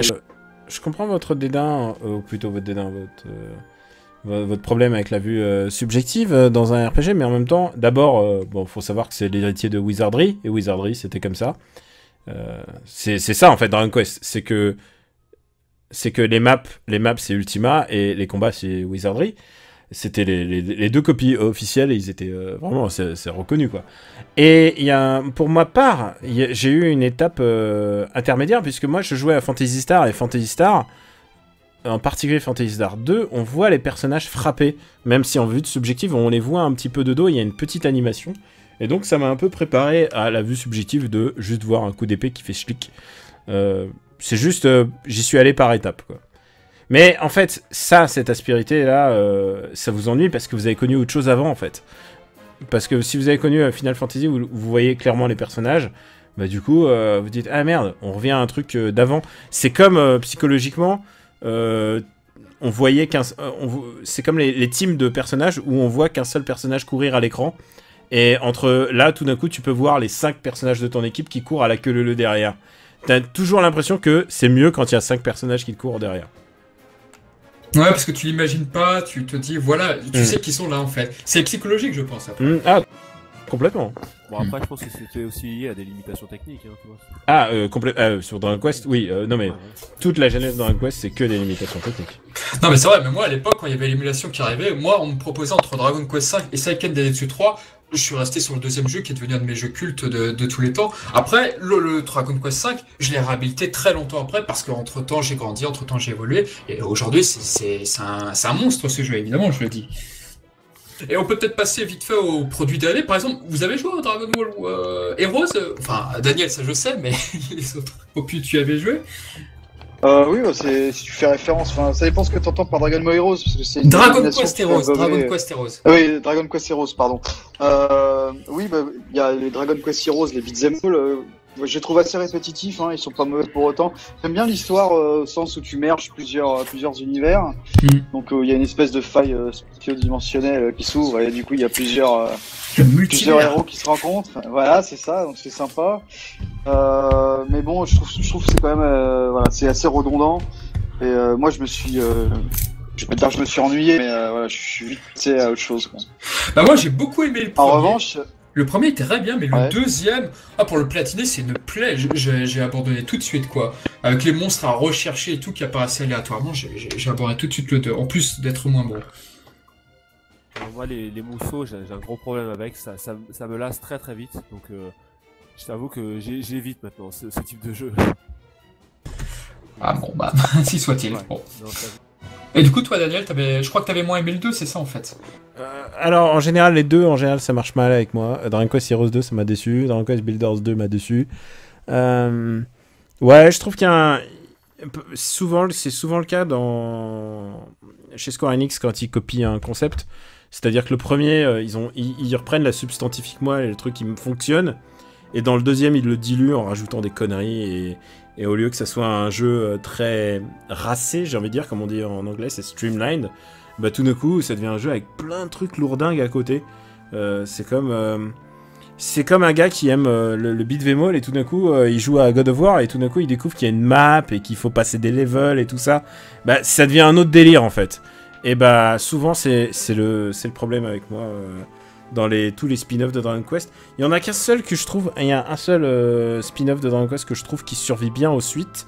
C'est Dragon Quest Mori Mori, le slime Mori Mori, qui est une espèce de jeu d'aventure action RPG où l'on incarne un slime en fait. Et il est sorti sur GBA en partie et DS. Et c'était vraiment, vraiment très rigolo. J'adorais ce jeu. Je trouve que c'est une des offres fraîcheurs de la série.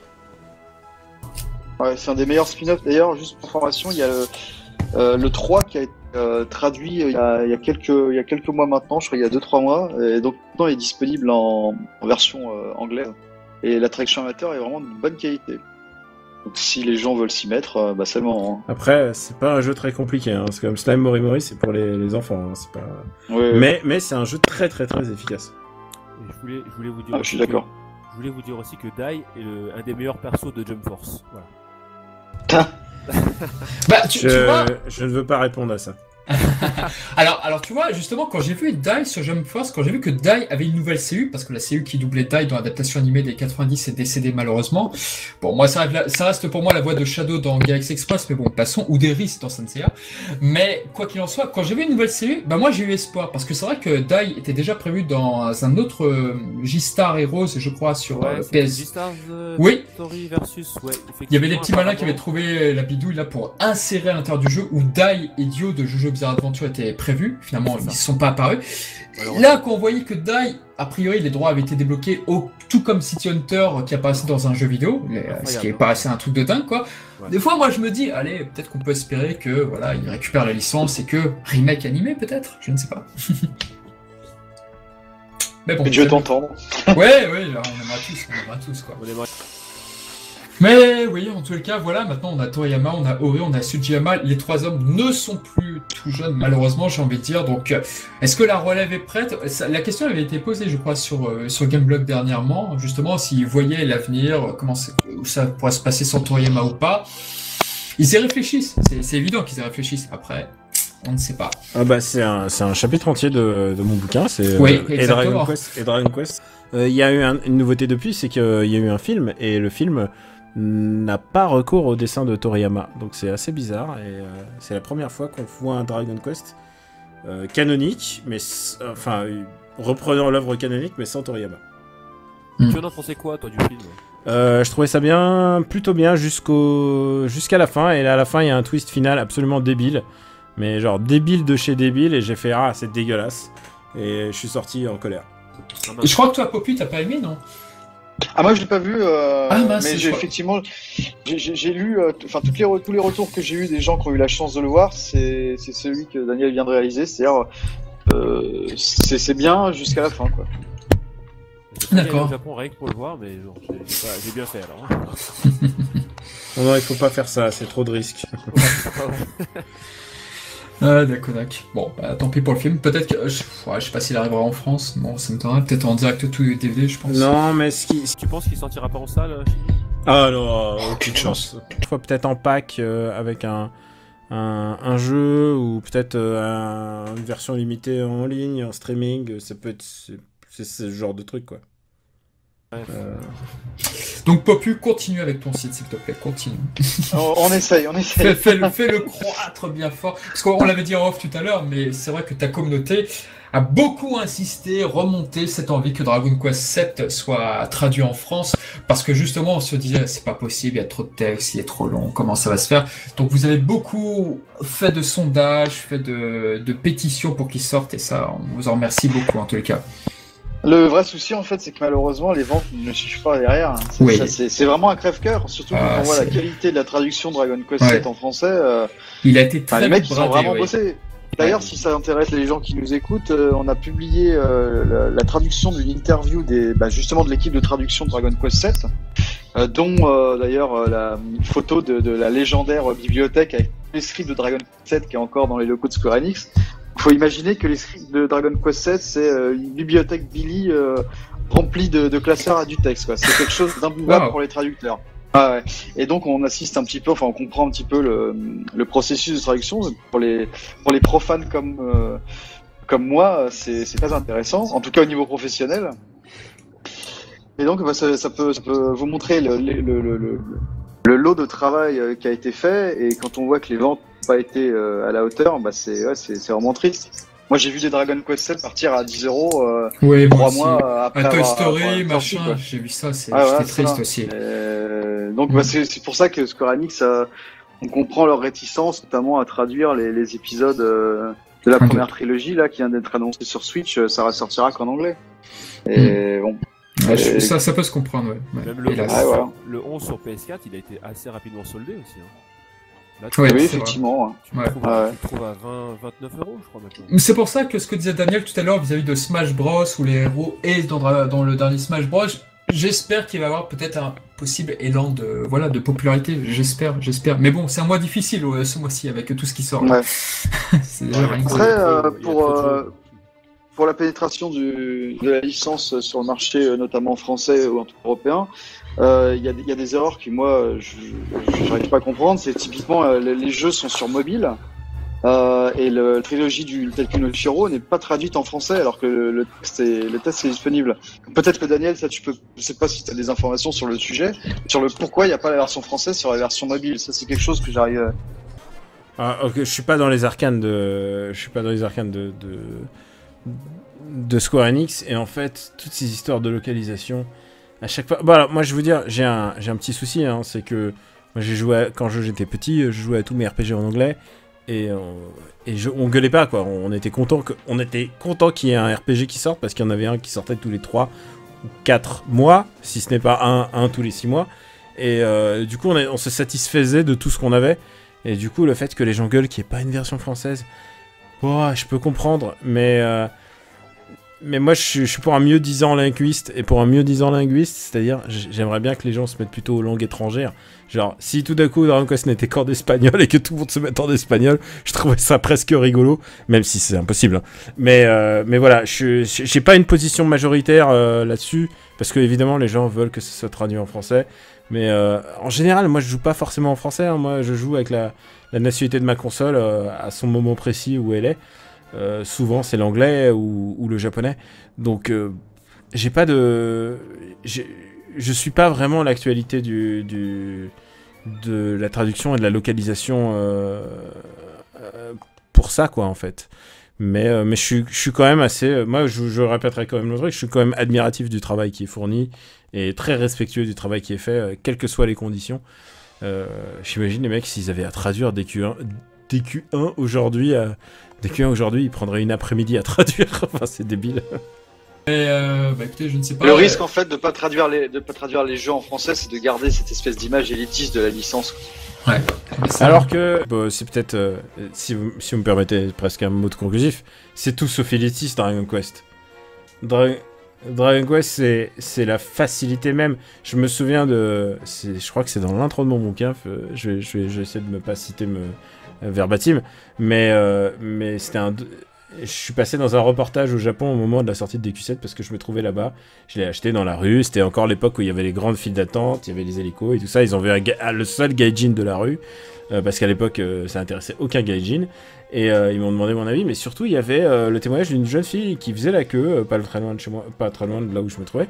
Et elle a dit: qu'est-ce que vous trouvez à Dragon Quest? Et elle fait: vous savez quoi, Dragon Quest, c'est en apparence très très simple et ça raconte des choses tout en restant simple. Et Dragon Quest, c'est tout sauf élitiste.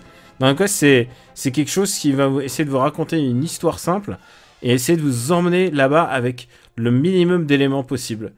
Et de vous emmener dans toute une aventure, dans toute une épopée qui va affecter les gens. C'est-à-dire, c'est pas seulement une personne, c'est pas seulement votre condition de héros, mais qui va affecter tous les gens que vous allez rencontrer. Le village est contaminé, le village est transformé en pierre, pour prendre des exemples classiques. Et ben, c'est vous qui allez avoir un impact sur leur vie. Et c'est pas eux qui vont... c'est pas vous qui allez changer par magie. C'est la différence fondamentale entre Final Fantasy et Dragon Quest. Ça veut pas dire que Final Fantasy est plus compliqué pour autant. Ça veut juste dire que Dragon Quest est fondamentalement un truc très très simple. Bah, c'est vrai que certains Final Fantasy, genre, je pense je sais plus si c'était le 12 ou le 11, mais il y en a où c'est vraiment expliqué de manière très complexe, mais en fait, c'est assez simple finalement. C'est juste la manière, le style de narration qui fait que, ah bah voilà quoi. Mais après, je dis pas que c'est son mauvais jeu, loin de là, bien entendu. Je pense que tu dois penser au 12 là. Oui, c'était le 12, oui. Ouais. J'avais bien aimé, je l'ai pas terminé, mais c'est juste que l'histoire, vers la fin, j'arrive plus du tout quoi, à suivre. Ouais. Tandis que Dragon Quest, par exemple, Dragon Quest 8, il y a un truc que j'ai rigolé, mais je trouvais ça génial. C'est-à-dire que tu vains le méchant au milieu du jeu dans Dragon Quest 8, tu fais, oh, bah, il était pas si difficile que ça, le jeu. Et en fait, tu vois que le chien récupère l'armement de l'ennemi qui le rendait magnifique. Monsieur Léopold. Voilà. Et ce passage de Monsieur Léopold. Ouais, voilà. J'ai hurlé de rire. Après, quand c'était Jessica qui récupère le sceptre, là, ça a donné un côté exorciste non voulu, peut-être, mais j'aimais aussi, ouais. Les builders, Popu, toi tu l'avais fait quand même, juste pour terminer là-dessus. Oui, j'ai fait les deux. J'ai beaucoup aimé les deux en fait. J'ai bien aimé les deux, hein, contrairement visiblement à Daniel.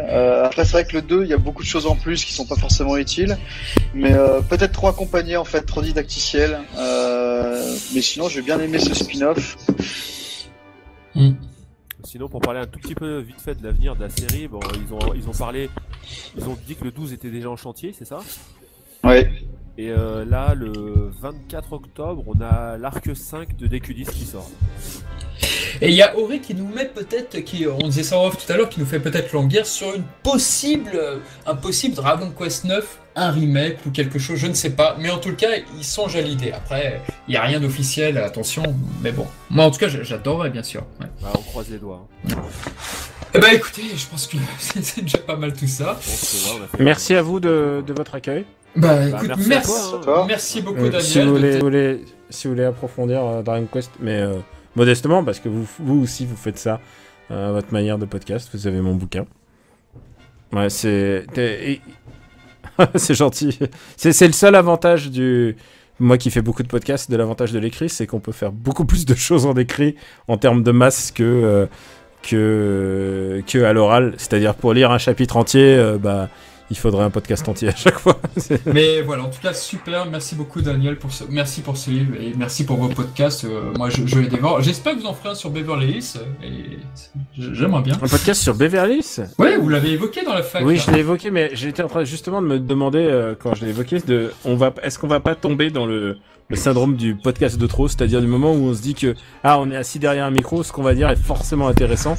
Moi, j'ai ce doute. J'ai ce doute toujours à chaque fois que je fais quelque chose. Et il faut l'avoir parce que sinon, tu finis par devenir une espèce de... Tu finis par faire des milliards de podcasts et de penser que toutes tes idées sont bonnes. Alors que, au contraire, il faut souvent les challenger et se dire, est-ce que c'est bien? Super Ciné Battle et After Eight, j'en suis persuadé. Et tu vois, même par là, mon Luc, je suis pas persuadé du résultat à chaque fois. C'est ce que tu m'avais répondu, d'ailleurs, gentiment. Je vous avais posé une question pour un Super Ciné Game Battle et tout, et tu m'avais répondu là-dessus sur le podcast foire en question, et effectivement, je suis plutôt d'accord avec la réponse, ouais. C'est-à-dire que, on peut essayer de classer les choses, mais il faut que ça soit non seulement intéressant, mais aussi, il faut que ça soit cohérent par rapport à ce qu'on est en train de faire, et c'est pas évident. C'est pas évident pour moi, c'est la règle de base de toute ma production, que ce soit le livre que vous avez, donc de Dragon Quest, mais que aussi pour les podcasts, ou pour Gaijin Dash, ou pour tous mes articles. Mon but, c'est de pas faire chier les gens. C'est vraiment, on est là pour leur apprendre quelque chose, mais aussi d'avoir une forme de divertissement, c'est-à-dire que qu'ils aient pris un plaisir à lire ou à écouter ou à faire quelque chose. Si tu loupes ça, alors d'abord tu peux pas plaire à tout le monde, mais si tu loupes ça, c'est que t'as foiré ton pari en fait. Et du coup c'est gentil, mais c'est aussi des questions que je me pose tout le temps, c'est-à-dire me dire, est-ce que ce que je fais va intéresser les gens? Et j'ai toujours des doutes sur cet objet. Et d'ailleurs, quand on m'a proposé le livre Dragon Quest, je me suis dit, mais qui ça va intéresser, putain? Et en fait, mon premier... c'est l'occasion de le dire, le premier chapitre, je voulais faire un premier chapitre genre Dragon Quest, why the fuck why, quoi. Parce que qui ça peut intéresser Dragon Quest? Ça peut intéresser les curieux qui suivent l'actualité japonaise de loin. Ça peut intéresser les gens qui se sont mis sur DQ8, mais qui ont eu vent des rumeurs de s'il n'est pas vendu les jours fériés, tout ça, il est vendu que les jours fériés. Ça peut intéresser ces gens-là, mais c'est vraiment un cercle restreint. L'idée, c'est de dire, il y a plein de choses à raconter sur Dragon Quest, j'en suis persuadé, j'espère l'avoir fait dans le bouquin, mais du coup, l'idée, c'est de dire, ok, il y a plein de choses à raconter, comment faire pour accrocher les gens là-dessus. Voilà, et quand je fais un podcast, même sur les jeux vidéo, sur n'importe quoi, je me dis, ok, il y a plein de choses à dire, mais qu'est-ce qui est vraiment intéressant à dire, et qu'est-ce qui va intéresser les gens, sur quoi ils vont prendre plaisir. C'est mon leitmotiv, même pour tout ce que je fais, pour tous les articles, pour toute ma production, je me pose toujours cette question, et ça implique une part de doute, mais quand t'as l'impression d'avoir réussi, humblement réussi le résultat, tu te dis, ah putain, c'était pas pour rien. Voilà, et merci de vos compliments sur le bouquin, ça me réchauffe le cœur d'entendre ça 2 ans après. C'est vrai que moi j'ai monté Dragon Ball Cast, un podcast sur Dragon Ball, sur Toriyama, sur les animateurs et tout, et c'est vrai que Gaijin Dash, peut-être pas par mon Luc parce que c'est différent, c'est une autre formule, mais voilà, Super Ciné Battle et tout m'ont donné cette envie-là de faire des podcasts, et donc je vous en remercie beaucoup. Et merci Bewonder d'être venu pour la première fois dans un podcast, voilà, écoute. Merci à toi de m'avoir invité. Écoute, c'est de rien, et voilà, je t'ai fait rencontrer Daniel, que tu as sans doute dû rencontrer à Jussieu, donc le monde est petit, ouais. Oh, on s'est rencontrés sur Dragon Quest déjà. Ouais, c'est vrai. C'est vrai. Bon, voilà, écoutez, sur ces bonnes paroles, j'espère que vous achèterez Dragon Quest 11, et si vous avez besoin d'un bouquin supplémentaire, n'hésitez pas à passer ne passez pas à côté du livre de Daniel, il est vraiment parfait. Et puis on se dit à bientôt pour notre podcast sur Dragon Ball et tout ce qui tourne autour. Ciao. Ciao. À bientôt tout le monde. Au revoir. Ouais. Voilà, et merci Popu d'avoir accepté notre invitation. Voilà, donc. Merci à toi. Merci. Petit aparté. Pour ceux qui voudraient, on a organisé un concours avec Nintendo sur nos pages Facebook et Twitter pour gagner un exemplaire de Dragon Quest 11 sur Switch. Donc, il suffit juste de partager Alors, j'en ai pas parlé Ouais, j'en ai pas parlé parce que le podcast sera disponible que le vendredi prochain. Donc s'il est encore là vendredi prochain, effectivement, oui, ça a du sens. Ah oui, c'est vrai qu'il sort, le vendredi prochain. Donc Ah bah, alors, je vais essayer de on finit sortir le le 26. Voilà, donc je vais essayer de sortir ce podcast. Et merci Bowonder d'être venu pour la première fois dans un podcast. Voilà, bah écoute. Merci à toi de m'avoir invité. Hein. Bah écoute, c'est de rien. Et voilà, je t'ai fait rencontrer Daniel que tu as sans doute dû rencontrer à Jussieu. Donc le monde est petit, ouais. Oh, on s'est rencontrés sur Dragon Quest déjà. Ouais, c'est vrai. C'est vrai. Bon bah voilà, bah écoutez, sur ces bonnes paroles, j'espère que vous achèterez Dragon Quest 11 et si vous avez besoin d'un bouquin supplémentaire, n'hésitez pas à passer à côté, ne passez pas à côté du livre de Daniel, il est vraiment parfait. Et puis on se dit à prochaine. Et puis on se dit à bientôt pour notre podcast sur Dragon Ball et tout ce qui tourne autour. Ciao.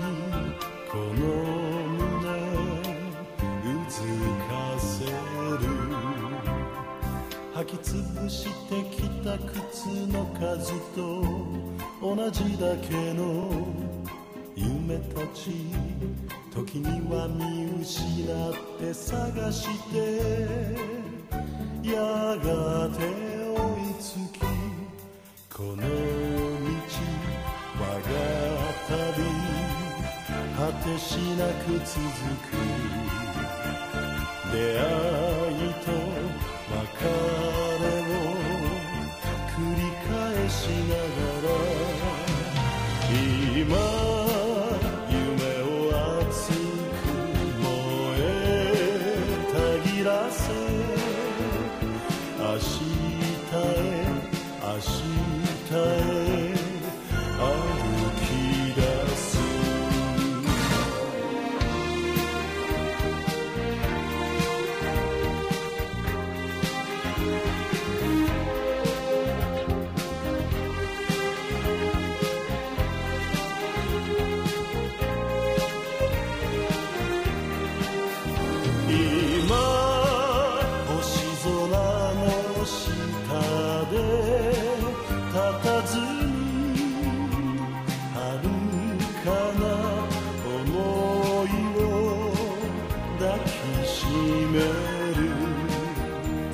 ぬくもり続けてる夢たちと影星が道連れ雨も風も日照りも嵐も友達だったこの道我が旅果てしなく続く